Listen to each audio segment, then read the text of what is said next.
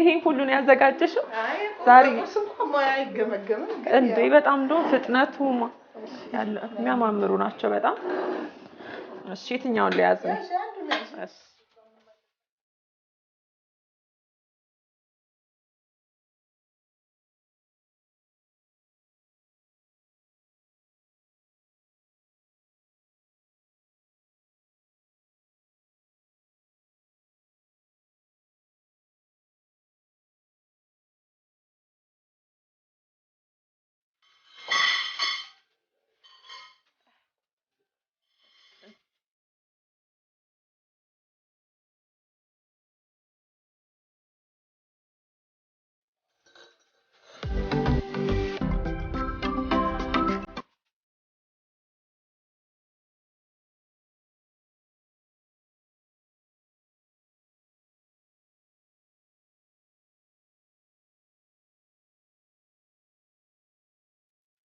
የዛሬው የእሁድ ቁርስ ፕሮግራማችን በተወዳጇ አርቲስት ሄለን ታደሰ ቤት ነው ቆይታ እያደረግን የምንገኘው በጣም በጥሩ ሁኔታ ነው የተቀበለችን እንደምታዩት በርካታ ቁርሶችንም አዘጋጅታ ነው የጠበቀችንና እንዴት ነው ሙያ ላይ የሚገርም ምን ማለት እኔ እያደነኩ ነው እነሱም እየተመለከቱት ነውና እኔም ትንሽ ከስራ አረፍ እንድል አድርገሽኛል አዎ ጊዜሽን ለመቆጠብ ብዬ ራሴ አዘጋጅቼ ጠበቅኩሽ እንጂ ሙያሽን ሰምቻለሁ ሰምተሻላ አደነቅሽኝ አዎ በጣም ቆንጆ መዓዛ ነው ያለው እስኪ ደግሞ ሰርቫክ እና ስቴንት በዚህ ባይሆን እኔ ላግዝሽ አይደለ አዎ በሱ አግዝሽ ሰርቫርጊና ጨምሪና ያሽ ከሁሉም እሺ እኔ ደግሞ ቡና ነው ሻይ ነው የምትጠጪው ሁለቱም እሺ ሻይውን መሰለ ሻይውን እሺ በጣም የሚያማምሩ መዓዛቸውም የሚገርም ነው የተሰሩት ቁርሶች ኦኬ ኬቱ እንደምተው ሁሉ አላውቅም ሄዱ አረ ሁሉንም እሺ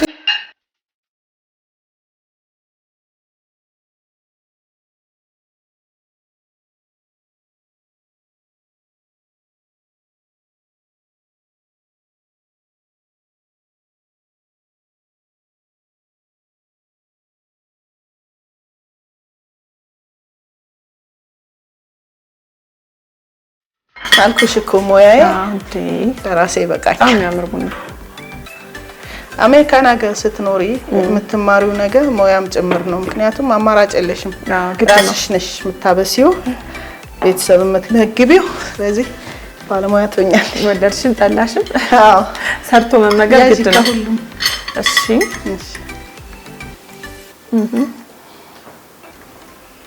በጣም የሚጣፍጥ ቁርስ ነው ጆናት ቴንክ ዩ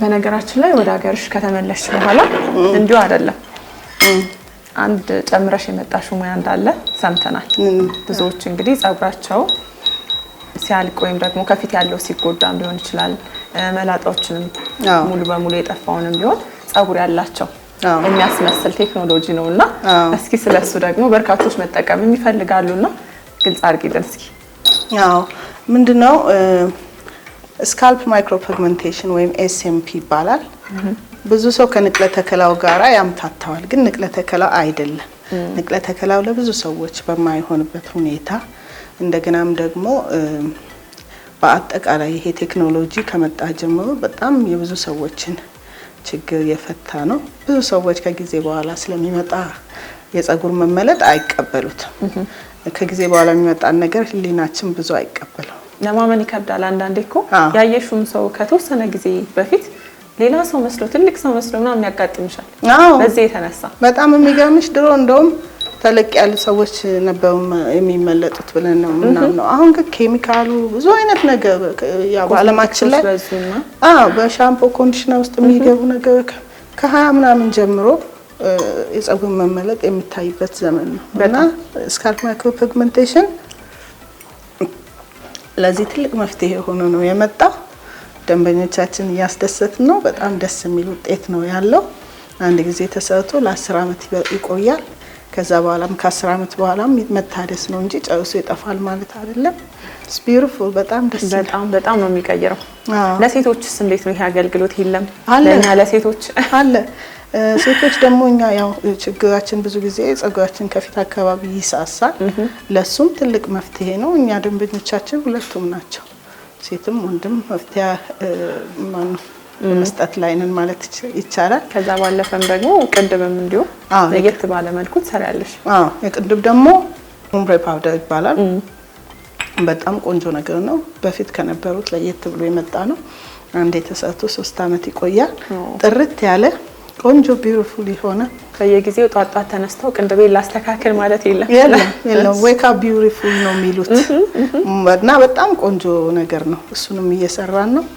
እንግዲህ ደንበኞቻችን እያስደሰት ነው፣ እኛም በስራችን እየተደሰትን ነው። ሀገር ውስጥም ከሀገር ውጭም ነው የምትሰሪው? እንደሰማሁት ከሆነ እየተመላለሽ አሜሪካም ትሰሪያለሽ? እሰራለሁ። ብዙ ጊዜ እሄዳለሁ። ተጓዥ ነኝ። አሁን ለምሳሌ ከመጣሁ 1 አመት ተኩል ምናምን ሆኖኛል። ግን በዚህ ጊዜ ውስጥ ወደ 8 ጊዜ ሄጃለሁ አሜሪካን ሀገር።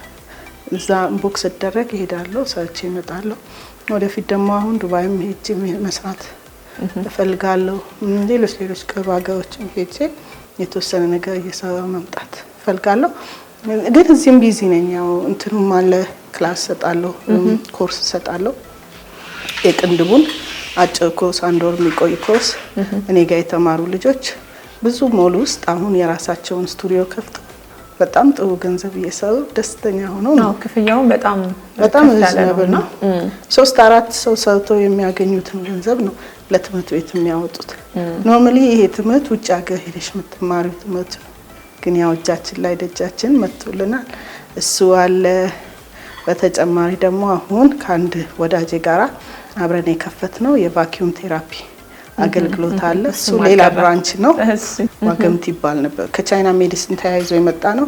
አሁን ግን በጣም በዘመናዊ መልኩ አውሮፓና አሜሪካ እየተሰራበት ነው። ለብዙ ነገር፣ ለጀርባ ህመም፣ ለወገብ፣ ለአንገት፣ ለብዙ ነገር ያገለግላል። ቆንጆ ነው እና እዛ መሳይ ቴራፒስት በነበርኩበት ጊዜ ተጨማሪ ኮርሶችን በመወስድበት ጊዜ እሱም ኢንተረስት አሳድሮብኝ እሱም ተምረን ስለነበር አሁን ደግሞ እዚህ ስልጠና ሰጥቼ በሌላ ብራንች የኔ ሰልጣኞችና ባለሙያዎች እሱ እየሰሩ ይገኛሉ። ስለዚህ ወደ ሀገር ስትመለሽ እንዲሁ አይደለም በጣም በርካታ ሙያዎችን እያስተማርሽም ራስሽም እየሰራሽበት ጭምር ነው። ሌላ ደግሞ ያስደሰተኝ ነገር ሁሉንም ልጆችሽን ስታስመርቂ ቀጥታ ያለሽን ነገር ይዘሽ ወደ ሀገርሽ መምጣትሽ ነው። ያው ለዓላማ እንደሄድሽ የሚያሳይም ጭምር ነው። ይሄ ነው ባህሪ። እንግዲህ የዋሰው ጊዜ አስቀድሜ ነው ማስበው፣ ፕላን ማረገው፣ ሎንግ ተርም ማስብ ሰው ነኝ። ያ ባህሪ ረድቶኛል ከእግዚአብሔር ጋራ። ሁሉ ነገር እግዚአብሔር ሲል ነው። እውነት ነው። አሁንና ተመስገን ነው። እየበላሽ አልጣፈጠሽ? በጣም ነው የሚጣፍጠው። የቁርስ ምርጫሽ ግን ምንድነው? እኔ እንኳን ብዙ ጊዜ የሆነ ነገር ጠጥቼ ነው የምወጣው። ጁስ ነገር ሚክስ አድርጌ ምንድነው አንዳንድ አሉ የሚበጠበጡ እንደ ቫይታሚን እንትኖች ፓውደሮች፣ እሱ ላይ አንድ ሙዝ ጨምሬ ወይ የሆነ ነገር አድርጌ ሼክ አድርጌ እሱን ብሌንድ አድርጌ እሱን ሲፕ ያረኩ ነው የምወጣው። ብዙ ጊዜ የቁርስ አስበሽ እንደዚህ ቁርስ። ስለዚህ ለኛ ነው ይሄ ሁሉ። እንግዳ ተቀባይ ነሽ። ልጆችስ ሙያ ላይ እንዴት ናቸው? ያው ብዙ ጊዜ ውጭ ሀገር ሲሆኑ ደግሞ ሙያ እንደ እናት ለማስተማር ጊዜም ላይኖር ይችላል ብዬ አስባለሁና ግን እንዴት ናቸው እነሱ ሙያ ላይ? ዛሬ ምን ዩቲዩብ ያስተምራቸዋል። እሱስ ልክ ነሽ። ብዙም ያው ሞር እኔ ከነሱ ጋር ኮንቨርሴሽን ላይ ነው ማተኩረው። በጣም አወራቸዋለሁ። በጣም የውስጣቸውን ነገር እንዲነግሩኝ አስለምጃቸዋለሁ። ግልጽ እንዲሆኑልኝ ደስ እኛ ብቻ አይደለም ስትራግል የምናደርገው ብዙ ነገር አለማችን ከማምጣቱ የተነሳ ቲኔጅ ልጆች በጣም በብዙ ነገር ውስጥ ያልፋል። እውነት ነው። ወላጅ ቀርቦ ካላናገራቸው በጣም ብቸኝነት ይሰማቸዋል፣ ተስፋ መቁረጥ ይገባሉ ምናምን። ገባሽ? ግን ያንን ስላስለመድኳቸው አሁን በጣም ላይፍ እየቀለላላቸው ነው። የሆነ ነገር ሲኖር ሀሳብ ያመጣሉ። እኔ ደግሞ በደንብ አድርጌ አንድ ጊዜ ልጄ የሆነ ትምህርት ቤት ሆና ታሪኩን ካረሳሁት ብቻ ለምንድን ነው እንደዚህ ትምህርትም የሚከብደው ምናምን ላይፍ ብላ ጠየቀች። ለምን መሰለሽ አንቺ እኮ በጣም ጠንካራ ሰውነሽ እንደዛ የሆነው አልኳት። እስቲ አስቢ እንስሳዎችን አልኳት። ፍየልን አስቢና አንበሳን አስቢ። ፍየል ደጁ ላይ ቅጠል እንዲበላ ነው የተሰጠው። አንበሳ ደግሞ አጥንት ሰባብሮ እንዲበላ ነው የተሰጠው። ለምንድን ነው የተሰጠው? ጉልበቱ ስለሚያውቅ ነው እግዚአብሔር። የአንበሳን ጉልበት ስለሚያውቅ አድኖ እንዲበላ አደረገው። የፍየልን ጉልበት ስለሚያውቅ ከደጇ ላይ ሳር እንድትግጥ አደረጋት። ስለዚህ አንቺ ፈተና ከገጠመሽ ብርታት አለሽ ማለት ነው። በሚሰጥሽ ልክ ነው። አዎ በሚሰጥሽ ተሸናሽም እንደዛ የሚገርም ትምህርት ነው ማለት ነው። እኔ እንደውም አንዳንዴ ሳስበው እስካሁን ያወራሽኝንም አንዳንድ ነገሮችንም ከወዳጆችሽ ስጠይቅ የተሰሩ ቪዲዮዎችንም ስመለከት አንድ መጽሐፍ ብትጽፊ ሁሉ ያሳለፍሽው ህይወት ለብዙዎች በተለይ ለሴቶች ጥንካሬ ይሆናል ብዬ አስባለሁ። አዎ እንደ አንድ ሴት አንድ ልጅ ማሳደግ ራሱ ከትዳር ውጪ ከባድ ነው። አንቺ አራቱንም ልጆችሽን ስታሳድጊ ደግሞ አሜሪካን ሀገር ላይ ለዛውም ረዳት በሌለበት ሁሉንም በራስሽ ጥንካሬ ነው ያሳደግሻቸው ማለት ይቻላል። ከዚህ ጋር ተያይዞ እንደዛ አይነት ሐሳብ የለሽም? በጣም የሚገርምሽ ብዙ ሰው ይለኛል። እንደውም አንድ ጊዜ አንድ ሰው ምን ብሎ ጻፈልኝ፣ ያንቺ ህይወት ታሪክ ቢጻፍ አንደኛ ምገዛው እኔ ነኝ፣ እንደውም ቤስት ሴሊንግ የሚሆን ይመስለኛል አለ። እኔም ለነገሩ ሙሉን ታሪኬን ቁጭ ብዬ ባነበው እንደ አዲስ ራሴ ትገረም ምገዛው ነው የሚመስለኝ። ጊዜና ጉልበቴ እንግዲህ እግዚአብሔር ከሰጠኝ ወደፊት ብዙ ነገር መሰራቸው ነገሮች አሉ። መጽሐፍ መተርጎም ፈልጋለሁ። በጣም ህይወቴን የለወጠ መጽሐፍ መተርጎም ፈልጋለሁ። የራሴን ህይወት ታሪክ ለሌሎች ይሄ አያልፍም ብለው ለሚያስቡ ሰዎች ብዙ ነገር አለ። ደስታዬ ሳይተሽ እንደሆነ በጣም ብዙ ሰው ተስፋ የቆረጠበት ጊዜ ራሱን እስከ ማጥፋት የሚደርስበት በትንንሽ ምክንያቶች በጣም በቃ አንድ ጊዜ አንዱ ሲናገር አሁን በቅርብ አንዲት እህት ራሷን አጥፍታ ከስር ኮሜንቶቹ በሙሉ እኔም እንዲላረግ ነው የሚል ነበር እያለ ሲል ነበርና እንዲህ አይነቱን ነገር ማለፍ እንደሚቻል የሚያስባቸውና የሚያሳያቸው ሰው ያስፈልጋል። እንደኛ ብዙ ያየን ሰዎችና እንግዲህ እናስባለን ልጆችሽ ጋር እንደ ጓደኛም ጭምር ነሽ። ከእድሜም አንፃር ስናስበው አንድ ላይ ፎቶአችሁን ስንመለከት እንኳን ብዙ ልዩነታችሁ እስከማይገባን ደረጃ ድረስና በእነሱ ቅርበት ሆነሽ በዚህ ደረጃ እነሱን ማሳደግ ከባዱን ጊዜ ማለፍ መቻል በራሱ ቀላል አይደለም። በወጣትነት ብዙ ነገር አለና እውነት ነው። እና ይሄን ጥንካሬ ማድነቅ እፈልጋለሁ። ቁርሱንም እንደዚሁ በጣም ጣፋጭ ቁርስ ነበር ሄሉ። አሁን ያለሽበትን ሁኔታ ከዚህ በኋላ ተመልካቾች በምን አዲስ ነገር ይጠብቁሽ? ይሄስ እንዳለ ይቀጥላሉ የሚለውን ንገሪኝ እስኪ። ተመልካቾች በጥሩ ነገር እንደሚጠብቁኝ ተስፋ አለኝ። እኔም ደግሞ ያሰብኩት ነገር አለ። አንዳንድ ጊዜ ራዕይ ጊዜውን ጠብቆ ሲወጣ መልካም ነው አይደለም? ራዕይ ያለ ጊዜው በሚመጣ ጊዜ ብዙ ተናዳፊ ይኖራል እና ራዕይ በጊዜው ሲወጣ ግን በጣም ውጤት ይኖረዋል እና ለሁሉም ጊዜ አለው ይላሉ። አዎ ግን በጣም ኃላፊነት እንደሚሰማው ሰው ነው የምኖረው ለህዝቤም ለትውልዱም ለራሴ ከኔ ጋር ለኖሩ ከኔ በታች ላሉ ከኔ በላይ ያሉ ብዙ ያላዩትን ነገር ያለፍኩበት ነገር እነሱ ሁሉ ሰው የራሱ የሆነ ግብአት አለው አይደል? አረ ነው የዚህ ሸክም አለኝና አላማው ነገር እና እግዚአብሔር ቢፈቅድ ትልቅ ነገር ይዤ እመጣለሁ ብዬ አስባለሁ።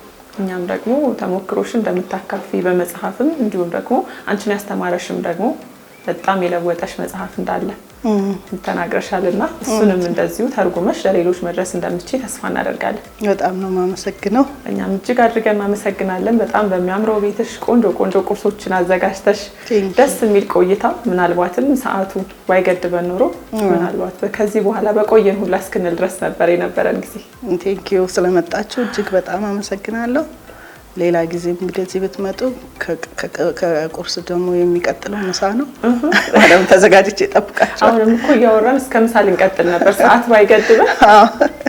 በጣም ጣፋጭ ቁርሶች ናቸው፣ ደስ የሚሉ ጨዋታዎችም ጭምር። ተመልካቾችም ደግሞ ካንቺ ብዙ እንደተማሩ ጠፍተሽም ደግሞ ስለተመለሽ ያለሽበትን ሁኔታም እንዲሁ እንደተመለከቱ ተስፋ እናደርጋለን። ውድ ተመልካቾቻችን የዚህ ሳምንት የእሁድ ቁርስ ፕሮግራማችን በተወዳጁ አርቲስት ሄለን ታደሰ መኖሪያ ቤት ነበረ ቆይታ ሲያደርግ የነበረው። ሙያዋንም ቀምሰናል፣ እንዲሁም ደግሞ በርካታ ተሞክሮቿንም እንዲሁ ስታካፍለን ነበረ። እናንተም አብራችሁን ስለቆያችሁ ከልብ እናመሰግናለን። ሄሉ ፈጣሪ ያክብርልን። እግዚአብሔር ያክብርልን። የሳምንት ሰው ይበለን። ሳምንት በሌላ ፕሮግራም እንመለሳለን። አገራችንን ሰላም ያድርግልን።